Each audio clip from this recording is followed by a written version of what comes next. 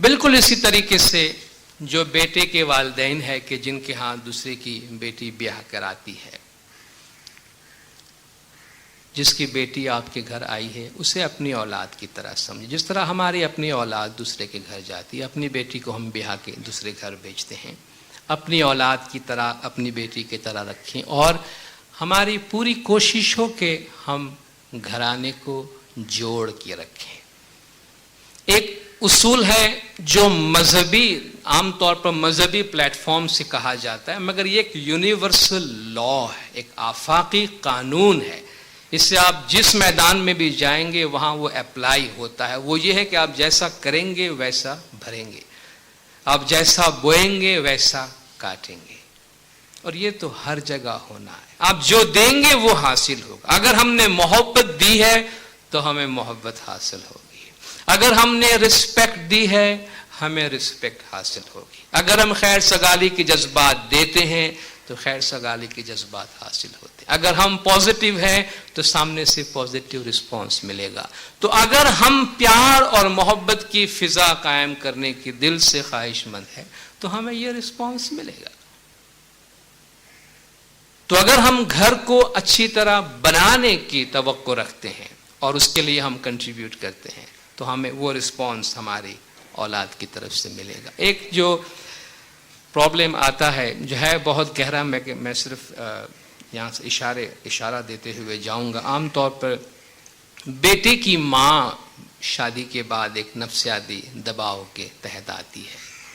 بیٹے کی شادی کے بعد جو بیٹے کی ماں ہے اسے ایک طرح کا پریشر محسوس ہوتا ہے کہ شاید یہ لڑکی جو میرے گھر آئی ہے یہ میرا بیٹا مجھ سے چھین کے لے جائے گی، جس کی وجہ سے جو ایک بہت بڑی وجہ ہے ساس بہو کے درمیان جو ایک نفسیاتی کشمکش ہے۔ ڈاکٹر ممتاز نے کل ایک بہت ہی پاورفل سٹیٹمنٹ دیا تھا جس کو میں انڈورس کرتا ہوں کہ ہماری کمیونٹی بہت سی فیلڈ میں ترقی کر چکی ہے، اکنامک میں، ہاؤسنگ میں، ایجوکیشن میں، مگر ہیومن سائیکولوجی میں ہم نے کام نہیں کیا۔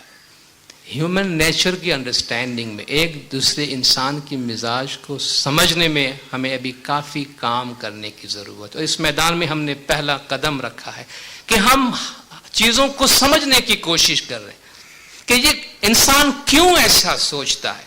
اس میں کوئی برا نہیں ہوتا ہے، نہ ساس بری ہوتی ہے نہ بہو بری ہوتی ہے، بلکہ ان کا وہ جو ڈفرنٹ اینگلز میں ہوتے ہیں، جہاں ان کا پلیسمنٹ ہے کہ جس سے وہ ایک چیز کو ڈفرنٹ اینگل سے دیکھتے ہیں۔ شاید بیوی یہ سوچ رہی ہے کہ میاں میرے ہاتھ میں رہے تو بہتر ہے، وہ ماں کے تحت بہت زیادہ گیا ہوا ہے، اور ماں یہ سمجھتی ہے کہ یہ بیٹا ہی تو میرا سہارا ہے، اگر بہو اس کو لے گئی تو میں کس کے سہارے جیوں گی۔ تو ان کے درمیان ایک کشمکش ہوتا ہے، اور بعض اوقات بیٹے کے سامنے چوائس چھوڑ دیا جاتا ہے پیرنٹس کی طرف سے کہ تجھے بیوی چاہیے یا ماں چاہیے۔ یہ بہت ایموشنل سٹیٹمنٹ ہوتا ہے ماں کی طرف سے، تجھے ماں چاہیے یا بیوی چاہیے۔ وہ تو بیچارہ کہتا ہے مجھے دونوں چاہیے، چونکہ ماں ہے، ماں کی جگہ بیوی نہیں لے سکتی، اور بیوی ہے، اس کی ریپلیسمنٹ ماں نہیں۔ ایک پیچھے ہے ایک آگے ہے، اور دونوں کی ضرورت ہے۔ بیوی کے ساتھ مجھے آگے جانا ہے، پیرنٹس کے ساتھ تو مجھے آگے نہیں جانا ہے، پیرنٹس نے اپنا ٹائم پورا ہے۔ اور ایک ریئلسٹک چوائس تو اس کا یہ ہوگا، اگر آپ نے مجبور ہی کر دیا اس وقت تجھے کیا چاہیے تو وہ بیچارہ کیا کہے گا؟ اسے اگر اپنی زندگی گزارنی ہے، چلو اگر وہ ماں کے فیصلے میں گیا بھی تو بھی کہے گا پھر دوسری شادی کروا دو میری، چونکہ مجھے تو آگے جانا ہے اپنی فیملی کے ساتھ۔ اس کا نیچرل چوائس یہی ہوگا کہ وہ اپنے فیملی کے ساتھ آگے جانا چاہے گا۔ تو اپنے بچوں کو ایسی الجھن میں ڈالے ہی نہیں۔ اگر ہم ان کی خوشحال زندگی چاہتے ہیں تو ہم سمپل سی بات ہے کہ وہ کس میں خوش ہے، اور ہم ماں باپ ہیں، اور ماں باپ وہ سیکریفائس کی علامت ہوتی۔ جب آپ نے اپنے بچے کو جوان کیا، شادی کروائی، تو یہ تو معلوم ہے نا کہ شادی کرنے کا مطلب یہ ہے کہ اب یہ اپنی فیملی بنائے گا، اور جب یہ اپنی فیملی بنائے گا تو ہمیں معلوم ہے کہ اب ہمیں تھوڑا سا پیچھے ہٹ کے ڈرائیونگ سیٹ پہ ان کو بٹھانا ہے، اب یہ آگے جائیں گے، ہم پیسنجر بن کے رہیں گے۔ ہم نے ان کو ڈرائیونگ سیٹ پہ بٹھایا ہے، ہم پیچھے پیسنجر کی سیٹ پہ بیٹھے ہیں، مگر اسٹیئرنگ بھی ہمارے کنٹرول میں ہونا چاہیے۔ تو اس سے ایکسیڈنٹس کے سوا اور کچھ نہیں ہو سکتا۔ تو اگر ہم نے اپنی اولاد کو ڈرائیونگ سیٹ پہ بٹھائی ہے، let them drive their life. ان کو اپنی زندگی میں آگے جانے دیں. آخر ہم نے بھی شادی کی تو ہمارے پیرنٹس نے ہم کو آزادی دی. اور ہر جنریشن میں یہ کانسیپٹ چینج ہوتا ہے ٹائم کے ساتھ ساتھ. تو پیرنٹس جو ہے جہاں تک ممکن ہو اگر ہم اپنے اولاد کی خوشحالی چاہتے ہیں تو ان کی مرضی کے مطابق ان کو زندگی گزارنے دے. ہم اگر کچھ سیکریفائس جس طرح اولاد کے لیے پیرنٹس دیتے آئے ہیں اس میدان میں بھی سیکریفائس دے تو گھرانہ کافی خوشحال ہو سکتا ہے. اور ایک میں 2 ٹرمز کا خلاصہ کرنا چاہوں گا. عام طور پہ لوگ یونائٹڈ فیملی اور جوائنٹ فیملی کی باتیں کرتے ہیں, دونوں ٹرمز کو آپس میں مکس اپ کر دیتے ہیں. جوائنٹ فیملی کا عام طور پہ کانسیپٹ یہ ہے کہ ایک ہی گھر میں بہت سارے لوگ رہتے ہیں, ماں باپ ہے اور اس کے سارے بچے ہیں, انہوں نے بھی شادی کی ہوئی ہے, ان کے بچے بھی ساتھ میں رہتے ہیں. تو ظاہر ہے کہ اتنا بڑا ہنگامہ جب ایک گھر کے اندر ہوگا تو اس میں تو بہت ساری باتیں ہو سکتی ہے. لیکن ایک جوائنٹ فیملی نہ رہتے ہوئے بھی یونائٹڈ فیملی ہو سکتی ہے. تو ٹھیک ہے, بعض سمجھدار والدین کہتے ہیں کہ دیکھیے بعد میں ہم ناراضگی سے الگ ہو, اس سے اچھا ہے کہ ہم خوشی سے الگ ہوں تاکہ ہمارے تعلقات اچھے رہیں. بچے نے شادی کی ہے, بیٹا یہ تمہارا مکان, تم یہاں جا کے رہو, آتے جاتے رہنا ہمارے گھر میں. تو وہ اچھے خوشحال تعلقات رہتے. چونکہ دیکھیے جو وقت گزرتا جاتا ہے انڈیویجولزم اور رائٹس کا کانسیپٹ بڑھتا جا رہا ہے. ہر انسان, ایون چھوٹا چھوٹا بچہ جو گھر کے اندر ہے وہ بھی کہتا ہے کہ بھئی میرے بھی کچھ رائٹس ہیں. ہیومن رائٹس میں آپ دیکھتے ہیں اس کے کتنی باریکیاں ہیں اور کتنی باتیں اس میں سے نکلتی. ہر آدمی رائٹس کی بات کرتا ہے, اور جب رائٹس کی بات ہوتی ہے آپ دیکھیں بھئی لاسٹ جنریشن میں 5 بھائی ساتھ مل کے کاروبار کرتے تھے مگر ان کی اولاد کے 5 ڈفرنٹ کاروبار.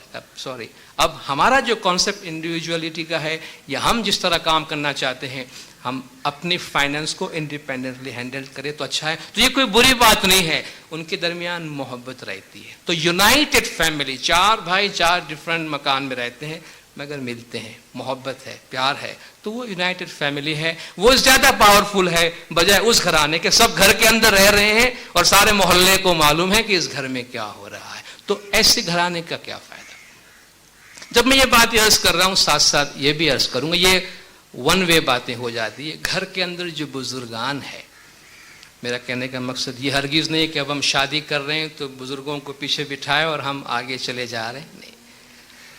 بزرگ جو ہمارے گھروں میں ہوتے ہیں وہ ایک اسٹیبلائزنگ فورس ہوتی ہے فیملی کے اندر. ماں باپ کا ہونا, ساس سسر کا ہونا فیملی کے اندر, یہ گھر کے اندر ایک برکت کے باعث ہوتے ہیں. اور یہ ہے جو گھرانے کو مضبوط رکھتے ہیں.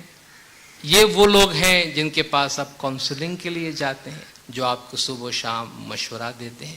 اور خود مولانا حاضر امام کی ہدایت اور فرمان ہے کہ ان کی عزت کی جانی چاہیے, ان کا احترام کیا جانا چاہیے. اور ان کی طرف سے اگر ہمیں ایسا نظر آتا ہے کہ زیادتیاں ہیں تو ان زیادتیوں کو بھی کچھ حد تک برداشت کرنا چاہیے, کیونکہ جب تک گیو اینڈ ٹیک نہیں ہوگی فیملی کے اندر تب تک فیملی جو ہے اسٹیبلائز نہیں ہوگی. کل ہمیں بھی بزرگ ہونا ہے, کل ہماری بھی عمر بڑھے گی اور ہماری بھی اولاد ہمارے پیچھے آئے گی. ہم اس کو سامنے رکھیں کہ ہم کس طرح چاہیں گے ہماری اولاد ہمیں ٹریٹ کرے. ہم وہ ٹریٹمنٹ اپنے والدین کو دیں, اور جیسی ٹریٹمنٹ ہم اپنے والدین کو, ساس سسر کو دیں گے وہ ٹریٹمنٹ ہمارے پیچھے آ رہی ہوتی ہمارے واسطے. تو گھر کے ماحول کو خوشحال بنائے رکھنے کے لیے دیکھیں یہاں نہ کسی کا ایبسلیوٹ رائٹ ہے نہ کسی کے ایبسلیوٹ اوبلیگیشنز ہیں کہ بھئی تمہارے یہ فرائض ہیں میرے یہ حقوق ہیں. جناب آپ کے حقوق ہیں تو آپ کے یہ فرائض ہیں اور میرے یہ حقوق ہیں. جس طرح ماں باپ کے کچھ حقوق اولاد کی طرف ہیں اور اولاد کے کچھ فرائض ماں باپ کی طرف ہے, اسی طرح ماں باپ کے کچھ فرائض اولاد کی طرف, اولاد کے کچھ حقوق ہیں ماں باپ کے. دونوں کے رائٹس ہیں اور دونوں کی رسپانسبلٹیز ہیں.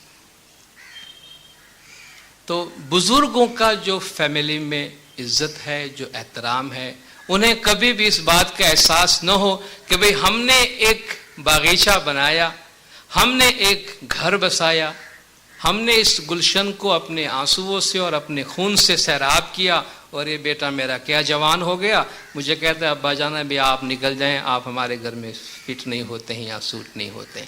تو یہ ہمارے سوسائٹی کو, ہمارے معاشرے کو زیب نہیں دیتا. البتہ جس طرح میں نے پہلے آپ سے کہا یہ ایک ایسا رشتہ ہے, ایسی دنیا ہے جہاں ہر شخص کی اپنی کہانی ہوگی، مگر جہاں تک ممکن ہو اگر ہم مل جل کر میوچول رسپیکٹ جسے کہتے ہیں، ایک دوسرے کے حقوق اور ایک دوسرے کی رسپانسبلٹی کا خیال رکھتے ہوئے آپس میں ایک دوسرے کے باہمی احترام سے اگر کام کیا جائے تو خاندان کے اندر بہت اچھا سکون اور سکھ حاصل ہو سکتا ہے۔ شادی کے بعد کی جو زندگی ہے، ایکچوئل یہ ہسبینڈ وائف کے آپس کے ریلیشن کی بات ہے، جو ایک ریالٹی ہے ہمارے لائف کی، اور اس میں کن کن چیزوں کو ہمیں ذہن میں رکھنا ضروری ہے۔ وہ یہ ہے کہ جب ہم شادی کرتے ہیں چند دنوں تک ہم ایک جوش کے عالم میں ہوتے ہیں، اور گریجولی ہم ہوش کی دنیا میں داخل ہوتے ہیں، اور جب ہوش کی دنیا میں داخل ہوتے ہیں تو ہمیں بہت سی ریالٹی سامنے آتی ہے۔ اس سے پہلے ہمیں ہمارے محبوب کی صرف خوبیاں نظر آتی تھی، بعد میں جو ہے ہمارے شوہر یا بیوی کی صرف اور صرف خامیاں نظر آتی ہے۔ ہم ان کا جہاں ہر عیب چھپایا کرتے تھے، اب ہم لوگ ڈھونڈتے ہیں کہ میں کس سے جا کر اپنے شوہر یا اپنی بیوی کی بدگوئی کروں۔ تو یہ ہوتا ہے، ریئل لائف میں یہ سب چیزیں ہوتی ہیں۔ تو میرڈ لائف میں بار بار جس طرح میں نے پہلے عرض کیا تھا، فیملی مشن سٹیٹمنٹ کا جائزہ لیتے رہیں کہ بھئی منگنی کے وقت ہم نے کیا بات کی تھی، منگنی کے بعد ہم کچھ عرصے تک بیٹھ کے ہم نے کچھ لکھا تھا کہ ہمیں کس راستے سے گزرنا ہے، ذرا اس کو پڑھتے ہیں، ہم اس روڈ پہ ہیں یا نکل گئے ہیں، ہم اسی منزل کی طرف جا رہے ہیں، کہاں آ گئے، اس وقت ہم ایک دوسرے کے لیے کیسے تھے، اور یہ ابھی آپ کو کیا ہو گیا ہے کہ آپ ایک بالکل بدلے سے آپ نظر آ رہے ہیں۔ تو یہ جب ریالٹی کی دنیا میں آتے ہیں تو اس کی باتیں ہیں۔ اس لیے کسی دانشمند نے کہا ہے کہ شادی سے پہلے اپنی دونوں آنکھیں کھلی رکھا کریں، شادی سے پہلے دونوں آنکھیں کھلی رکھیں، یعنی آپ کو چوائس کی اور سلیکشن کی پوری آزادی ہے، آپ پورا ٹائم لیجئے، مگر شادی کے بعد اپنی ایک آنکھ بند کر لیجئے۔ شادی کے بعد ایک آنکھ بند کرنے کا مطلب یہ ہے کہ پھر یہ جو خامیاں دیکھنے والی بات ہے نا، وہ آنکھ بند کر دیں، کیونکہ اس میں کچھ اب آپ کو فائدہ نہیں ہونے والا ہے سوائے کہ گھر میں آپ کی تلخی پیدا ہو۔ اس لیے صرف اپنے اسپاؤس کی خامیوں کو نہ دیکھیں۔ خدا نے کسی بھی چیز کو مکمل خامیوں کے ساتھ نہیں بنایا ہے، ہر ایک میں خوبیاں ہیں، ہر ایک میں خامیاں ہیں۔ جس طرح ہم چاہتے ہیں کہ لوگ ہماری خامیاں دیکھیں، ہماری خوبیاں دیکھیں اور خامیاں نہ دیکھیں، ہم بھی اپنے اسپاؤس کی جو خوبیاں ہیں اس کو دیکھیں اور خامیوں کو نہ دیکھیں۔ ریالسٹک بنے اور آئیڈیلسٹک نہ بنے۔ اس وقت ہماری عمر ہوتی ہے جب ہم منگنی کے سٹیج میں ہیں تو ہم آئیڈیلسٹک ہیں، ہر چیز کو ہم مثالی دیکھنا چاہتے ہیں۔ ایسی مثالی چیز کوئی بھی نہیں ہے دنیا میں۔ خدا کے واسطے یہ جو ٹیلی ویژن اور فلموں میں جو کچھ آپ دیکھتے ہیں اس پہ کبھی بھی اپنی زندگی کو بنانے کی کوشش نہیں کرنا، کیونکہ اس سے زیادہ ان ریئل چیز دنیا میں کوئی نہیں ہے۔ انفارچونیٹلی وہ ہمارے گھروں تک گھسی ہوئی ہے، صبح شام ہمیں بمبارڈ کر رہی ہے، برین واش کر رہی ہے، مگر وہ بہت ہی ان ریئلسٹک لائف ہے۔ جو حقیقت میں ہے، چونکہ وہ جو کچھ آپ کو اسکرین پہ نظر آ رہا ہے اور جو کچھ ان کی ریئل لائف ہے وہ آپ دیکھیں تو اس میں زمین و آسمان کا فرق آپ کو نظر آئے گا۔ تو ہم جو ریالٹی ہے لائف کی اس کو دیکھیں اور مثالی نہ بنے کہ ہمارا شوہر یا ہماری بیوی ایک مثالی پارٹنر ہونا چاہیے ہمارے لیے۔ ایک بینک اکاؤنٹ کھولے، یہ جو کانسیپٹ ہے میں کتاب آپ کو انٹروڈیوس کرنا چاہوں گا، آپ میں سے بہتوں نے یہ پڑھی ہوگی، اسٹیفن کووی کی کتاب ہے 7 Habits of Highly Effective Families۔ اس کی 7 ہیبٹس کی سیریز ہے بہت سی کتابوں کی، جن میں سے ایک یہ کتاب ہے۔ آپ سے میں گزارش کروں گا شادی سے پہلے یہ کتاب پڑھ لیں تاکہ اس میں کچھ ایکسرسائز ہیں وہ کریں۔ 7 Habits of Highly Effective Families، Stephen Covey کی یہ کتاب ہے۔ اس نے یہ بات کہی ہے کہ اپنا ایک ایموشنل بینک اکاؤنٹ کھولے، emotional bank account. Bank account میں کیا ہوتا ہے، آپ کچھ ڈپازٹ کرتے ہیں، آپ کچھ ودرا کرتے ہیں۔ آپ کے اکاؤنٹ میں اگر ڈپازٹ زیادہ ہے، وڈراول کم ہے، تو آپ کا اکاؤنٹ کافی اسٹرانگ ہے۔ لیکن اگر آپ کے اکاؤنٹ سے آپ اٹھائے جا رہے ہیں اور ڈپازٹ کچھ بھی نہیں ہے تو آپ کا اکاؤنٹ سسٹین نہیں کرے گا، آپ کے چیکس باؤنس ہو جائیں گے، بینک والا آپ کو पेनलाइज करेगा या आपका अकाउंट बंद कर देगा। तो इमोशनल बैंक अकाउंट क्या है? कहता है ह्यूमन रिलेशन में एथिकल वैल्यूज का एक अकाउंट खोले अपने स्पाउस और बच्चों के साथ। आप हर वो बात जो पॉजिटिवली करते हैं, हर वो अच्छी बात जो करते हैं, वो आपकी डिपॉजिट है, और खुदा ना खास्ता कहीं आपकी खामियां जाहिर हुई है ह्यूमन वीकनेसेस की वजह से, वो आपका विड्रॉवल है। मसलन 4 दफा आपने बहुत ही खुश अखलाकी से अपनी बीवी के साथ या अपने शौहर के साथ बात की है, तो आपके अकाउंट में 4 पॉइंट जमा हो गए। खुदा ना खास्ता 1 दफा आपने गुस्से से बात कर ली तो आप 1 पॉइंट विड्रॉ कर सकते हैं, आपके अकाउंट में 3 पॉइंट्स हैं। आप किस तरह बच्चों को आपने सॉरी कितनी दफा कहा है, बच्चों के साथ प्रॉमिस कितनी दफा मेंटेन किया है, अपने वाइफ के साथ स्पाउस के साथ अपने अपने प्रॉमिस को कितनी दफा ऑनर किया है, कितनी दफा उसके नीड्स का ख्याल किया है, कितनी दफा उसकी रिक्वेस्ट आपने फुलफिल की है, ये हम जमा कर रहे हैं। और कितनी दफा हमने हर्ट किया है, कितनी दफा मैंने बदसलूकी की है या बदजबानी की या टेम्पर लूज किया, सही तरह बात नहीं की, ये हमारे विड्रॉवल है। और हम देखें कि हमारा अकाउंट कितना स्ट्रांग है, सस्टेन कर रहा है या नहीं कर रहा है। अगर मैं बदतमीजियां कर रहा हूं पूरे दिन और ये समझता हूं कि ये मेरा हक है करने का, तो डाउन द रोड ये सिलसिला नहीं चलने वाला है। आगे जाकर कहीं ना कहीं जो है कि भाई इनफ इज इनफ, अभी आपके पास कुछ नहीं है, सॉरी, ये अकाउंट हम क्लोज करते हैं। तो ये अंडरस्टैंडिंग जो है इमोशनल बैंक अकाउंट की, ये बहुत जरूरी है कि हम क्या देते हैं और क्या उठाते हैं और क्या लेते हैं। दूसरों से अपने खानदान का, अपने फैमिली का या अपने कपल का मुआजना कभी नहीं, कंपेयर नहीं करना। भाई अपनी बीवी से ये कहना कि भाई मेरे दोस्त की बीवी तुमसे अच्छी है, या अपने शौहर से कहना कि भाई मेरी सहेली का शौहर, या खुदा न खास्ता कभी भी ऐसा कोई स्टेटमेंट ना दे कि भाई तुमसे अच्छा रिश्ता मेरे वास्ते आया था, तुमसे अच्छी लड़की मुझे मिल रही थी। ये चीजें जो है ना, ये फैमिली के अंदर बहुत ज्यादा डैमेजिंग है, बहुत ज्यादा डैमेजिंग है। ये रिलेशन को वो ट्रस्ट जो है ना, म्यूचुअल रिस्पेक्ट, म्यूचुअल लव और म्यूचुअल ट्रस्ट का जो हमारा रिलेशनशिप है, वो इससे खत्म हो जाता है। दूसरों के सामने, खुदा के लिए पब्लिकली दूसरों के सामने कभी भी अपने स्पाउस की बुराई बयान नहीं करना, खास तौर पर उनकी मौजूदगी में। अपनी बीवी, शौहर या अपने बच्चों का हर लिहाज से पब्लिक में दिफा करे, उनको डिफेंड, उनके ऑनर को डिफेंड करे, ताकि वो प्राउड फील हो कि मेरे फैमिली मेंबर, मेरा शौहर या मेरी बीवी या मेरे बच्चे वो हैं कि जो एक दूसरे के ऑनर को पब्लिक में भी रिस्पेक्ट करते हैं और उनको डिफेंड करते हैं।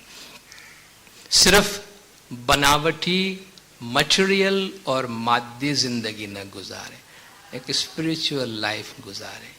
स्पिरिचुअल लाइफ आप देखेंगे बहुत ज्यादा जो लोग मजहब की अंडरस्टैंडिंग रखते हैं और मजहब के वैल्यूज को फॉलो करते हैं, उनमें फैमिली के अंदर ना इत्तेफाकी और डिस्कॉर्ड जो है वो बहुत कम होता है। नैगिंग एक बहुत बुरी चीज़ है और बहुत तकलीफ देने वाली है कि हमेशा शौहर या बीवी एक दूसरे पर नैगिंग करते रहे। नैगिंग का मतलब है बार बार नुक्ताचीनी करना, हर बात में नुक्स निकालना और एक ही बात लेकर पीछे पड़ जाना बार, जिससे आदमी तंग आ जाता है। अंडरस्टैंडिंग, एक दूसरे की सोच और समझ की अंडरस्टैंडिंग बहुत ज़रूरी है। अभी से आपको वार्न किए देते हैं, खुदा ना करे कभी ऐसी कोई बात हो, मगर डॉक्टर मुमताज़ तफसील से किसी वक्त आपसे इसके बारे में बात करें, मैं ज़रूरत ना पड़े इसकी बात करने की। आजकल वो डोमेस्टिक वायलेंस पे काम कर रही हैं, कभी भी अपने स्पाउस पे हाथ नहीं उठाना। ख़ास तौर पर ये मर्दों पे ज़्यादा लागू होता है। नॉर्मली इनका कहना है कि 93% मेल हस्बैंड जो है वो बीवी को, एंड ऐसे केसेस में 93% हस्बैंड जो है वो हाथ उठाता है, 7% वाइफ जो है वो शौहर पे हाथ उठाती है। तो ये एक बहुत ही डिह्यूमनाइजिंग किस्म का एक्ट है कि एक इंसान से उसकी इंसानियत छीन लेता है कि जब आप उस पर हाथ उठाते। खुदा न करे कभी भी ऐसी कोई सूरत हाल पैदा हो, टोटली इस पे बैंड होनी चाहिए फैमिली में। कभी भी कोई भी मर्द महज इसलिए अपनी बीवी पे हाथ उठाए, वो ये समझता है कि मैं मर्द हूं इसलिए मैं स्ट्रांग हूं, मर्द पे हाथ उठाने की जरूरत क्यों नहीं करता है? उसे पता है कि हिट बैक नहीं करेगी, क्योंकि वो औरत है, बीवी है और سوسائٹی میں یہ بتایا گیا ہے کہ وہ تمہارے سامنے وہ سب سروینٹ رہتی ہے. تو اس چیز سے ہو سکے اتنا ہم گریز کریں. تو چند نکات جو ہے میں ریپیٹ کر کے اپنی جگہ لیتا ہوں کہ میوچول رسپیکٹ یہ وہ انگریڈینٹس ہے کہ جس سے ہم ایک خوشحال خاندان کی ذمہ داری لے سکتے ہیں. کافی حد تک 100% گارنٹی کوئی نہیں دے سکتا کیونکہ ہر شخص اپنی جگہ پہ ایک منفرد شخصیت رکھتا ہے. میوچول رسپیکٹ، ایک دوسرے کی عزت، ایک دوسرے کا احترام برقرار رکھیں ایز ہیومن بینگ بھی. کمٹمنٹ، ہسبینڈ وائف دونوں کمٹ کریں کہ مجھے اس گھر کو بنانا ہے، مجھے اس گھر کو مضبوط بنانا ہے، مجھے اس گھر کو سنوارنا ہے. کمٹمنٹ اور ٹوٹل کمٹمنٹ ہونا چاہیے. Time together, quality time together I would add. ایسا نہیں کہ میاں دن بھر گھر پہ بیٹھے مگر کسی کام کی نہیں، چونکہ نہ بچوں سے پیار کی بات کرتے نہ بیوی کے ساتھ کرتے. تو وہ گھر والے کہتے ہیں تھوڑا باہر چکر لگانے کیوں نہیں جاتے تھوڑی دیر کے، تاکہ ہمیں تھوڑا سکون ملے. وہ ٹائم کسی کام کا نہیں. فیملی میں کوالٹی ٹائم، کہ ریئلی جس کو گھر والے راہ دیکھتے ہو کہ بھئی شوہر یا ڈیڈی باہر سے آئے تو مل کے بیٹھیں اور پوری گھر کی جو باتیں ہیں، فیملی کی باتیں ہیں، پیار محبت کا ایک انوائرمنٹ ہو. کوالٹی ٹائم جس میں آپ ٹیلی ویژن وغیرہ بھی سارا بند کر کے ایک دوسرے کو فل اٹینشن دے سکے. وہ ٹائم دینا بہت ضروری ہے. وہ نہیں 2 گھنٹہ بیٹھے دونوں ٹیلی ویژن دیکھ رہے، 2 گھنٹہ تو ہم ساتھ میں بیٹھے تھے مگر وہ 2 گھنٹے دونوں پروگرامز دیکھ رہے ہیں اپنے، وہ آپس کی باتیں نہیں کر رہے. وہ ٹائم ٹوگیدر نہیں ہے. وہ ٹائم جس میں پراپر کمیونیکیشن ہو، اپریسیشن، ایک دوسرے کی عیب جوئی کرنے کی بجائے ایک دوسرے نے جو اچھا کام کیا ہے، جو خوبی ہے اس کو اپریشیٹ کریں. گھر میں کریں، باہر جہاں بھی ہو. کمیونیکیشن، شوہر بیوی اپنے مسائل، عام طور پر شوہر جو ہے وہ آفس سے ٹینشن کے ساتھ آتا ہے تو وہ یہ پریفر کرتا ہے بیوی سے بات نہ کرے، اور بیوی نیگلیکٹڈ محسوس کرتی ہے کہ میرا شوہر مجھے گھر کا ممبر نہیں سمجھتا ہے. وہ کہ تمہیں کیا پتا مجھے کیا ٹینشن ہے آفس میں. مگر شیئر کرنے میں کیا جاتا ہے؟ شیئر کرنے سے کہتے ہیں غم بانٹنے سے آدھا ہو جاتا ہے، خوشی بانٹنے سے دگنی ہو جاتی ہے. تو باہر سے خوشی لے کے آتے ہیں وہ بھی گھروں میں بانٹیں، لیکن اگر ٹینشن لے کر آئے ہیں، اکیلے ٹینس رہیں گے تو بیوی ٹینس تو رہنے والی ہے. اور میں آپ سے کہتا ہوں کبھی کبھی آفس کی باتیں بھی شیئر کرنے سے شاید آپ کی بیوی آپ کو اتنا اچھا مشورہ دے سکے جو شاید آپ کو وہ بہت بڑی تنخواہ لینے والا ایڈوائزر آپ کو نہیں دے سکے گا، کیونکہ وہ آپ کی صحیح خیر خواہ ہے. خدا نے اس کو بھی ذہن دی ہے، اس کو بھی ایکولی عقل دی ہے. انٹیلیکٹ پہ، وزڈم پہ کسی کی اجارہ داری نہیں ہے. دیر از نو مونوپولی آن وزڈم. وزڈم کے اوپر نہ مرد کی اجارہ داری ہے نہ عورت کی اجارہ داری ہے. تو جتنا زیادہ کمیونیکیشن ہوگا، شیئر کریں گے، اتنا ٹرسٹ بڑھے گا، اتنی ہماری انڈرسٹینڈنگ ہوگی. اور مسائل کا مقابلہ مل کر کریں. اگر دونوں کام کرتے ہیں تو ایک دوسرے کا ہاتھ بٹانے کی کوشش کریں. عام طور پر ہمارے مشرقی خواتین کام کرنے کے باوجود گھر جا کے وہ یہ محسوس کرتی ہیں کہ اپنا کام اپنے ہاتھوں سے کریں. میری بیگم بھی میرے ساتھ کام کرتی ہے مگر اپنا گھر کا کام بھی خود کرنا پسند کرتی ہے. چائے تک بنانا مجھے نہیں آتا. یہ اور بات ہے کہ شاید وہ بہتر سمجھتی ہے کہ میں اگر کچن میں جاؤں گا تو کچن کا جو حال ہوگا اور جو طوفان کچن پہ گزرے گا اس سے بہتر ہے کہ میں چائے بنانے نہ جاؤں. ایک بات ہے. لیکن جہاں تک ممکن ہو اگر دونوں کام کرتے ہیں تو گھر کے کام کو بھی اگر شیئر کر سکیں تو اچھی بات ہے کہ ایک دوسرے کا ہم ہاتھ بٹاتے ہیں.